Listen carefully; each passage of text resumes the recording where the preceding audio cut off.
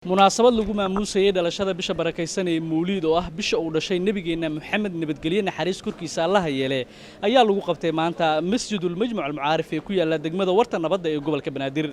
النبي سلام عليك يا رسول سلام عليك يا حبيب سلام عليك صلوات الله عليك. munaasabadan waxaa soo qaban qaabiyay macallimiinta dugsiyada Quraanka ee ku mideysan Raabidatul Ansaar Quraanul Kariim ee hoos tagta Jaamacadda Sheekh Daawud Culusow uu hogaamiyay Sheekh Ismaan Xiddig kuwaas oo tiradoodu ka badan 600 oo macallimiin ah kuna kala sugan gudaha dalka iyo dibadiisa.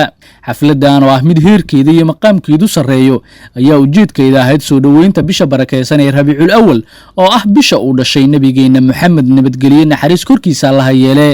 Sheekh Cabdixakiin Cali Xuseen, Sheekh Qaasim Baraawi, Sheekh Cabdinaasir Cali Xuseen iyo Sheekh Maxamed Daawud ayaa intay socotay munaasabada waxay ka sheekeeyeen taariikhda iyo naxariista nabigeena Maxamed nabadgelyo naxariis korkiisa Allah yeelay. aan joognaa bidaayadii ama bilowgii bisha ayaan joognaa, laakiin faliilaahi alxamdu markaad u fiirsato xafladaha mawlidka waxaad isleedahay waxay ku bilowdeen si xoog leh ayay ku bilowdeen. waxaan arki jirnaa inta badan marka bisha aakhirkeeda la joogo ayadoo dadku ay ka cararayaan qof walba ayaysan ku dhaafin in xafladuhu ay bataan, laakiin hadda waxaad dareemaysaa bilowga koobaadba inay xoog ku bilowdeen. aniga xalay mawlidaan joogay, maanta waa idinla joogaa yani galabtana mawlid kalan ka wacanahay. marka yani taas waxay tusinaysaa marka ihtimaamka ama ictinaha dadku ay siinayaan mawlidka nabiga calayhi salaatu wasalaam.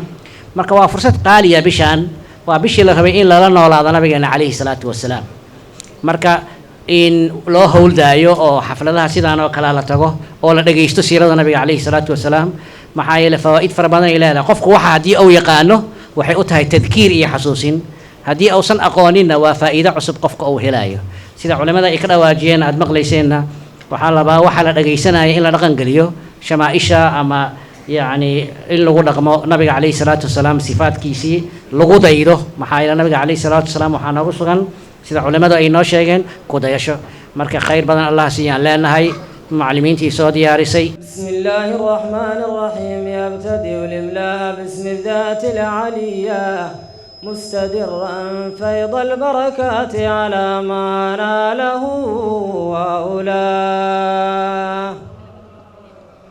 وأثني بحمد موارده سائغة هنية ممتضيا من الشكر الجميل مدايا.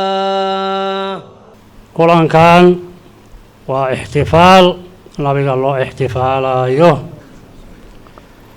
ومظهر من مظاهر التعظيم لرسول الله صلى الله عليه وسلم، وموقال كاملة موقال لذا نبيك شرفتيسا يا قدر كيسا لموجهايو إن أو قلوبتينا أي كوين تهي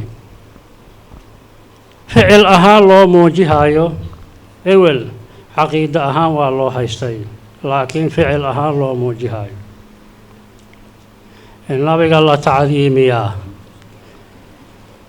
ربي كلام كيسا الحديثة ضدك مؤمنين تأكل فعلي فالذين آمنوا به وعزروه ونصروه واتبعوا النور الذي أنزل معه أولئك هم المفلحون. رسولك إلهينا وحلنا هاي أمد آدم محمد يدا واكو جعشهاي وانا كسود وينيان dhalashadaadana way ku farxayaan in mar walbaba ay madaa'ixdaada iyo ammaantaada iyo arrimahaada ay ka sheekeeyaan rasuulka allow way u diyaar garaysan yihiin.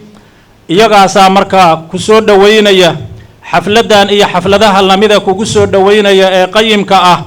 intii iyagu aan taageersanayn farxadan iyo nicmadaanna waxaan leenahay allaha soo hanuuniyo, عدي أن هنون أقدرينا إلهي ماشو ugu talagalay asagoo ha u bixiyo. ugu dambeyn waxaa xafladan soo xiray caalimka weyn ee Sheekh Cusmaan Sheekh Umar Sheekh Daawud Sheekh Ismaan Xiddig, waxaana u duceeyay ummadda Soomaaliyeed isagoo la dardaarmay culimadii iyo mashaayiqdii munaasabadan goobjooga ka ahayd. xafladan culimada soo abaabushay khayr badan allaha siiyo khayr badan allaha siiyo intaanoo culummo ah ayagaa isu keenay ayagana muraadkooda allaha u sahlo inta timid iyo intaan imaan waa xuska nabiga jecel dembigooda allaha dhaafo waddanka soomaaliya abaaraa laga sheegay aaran soo degdega allahana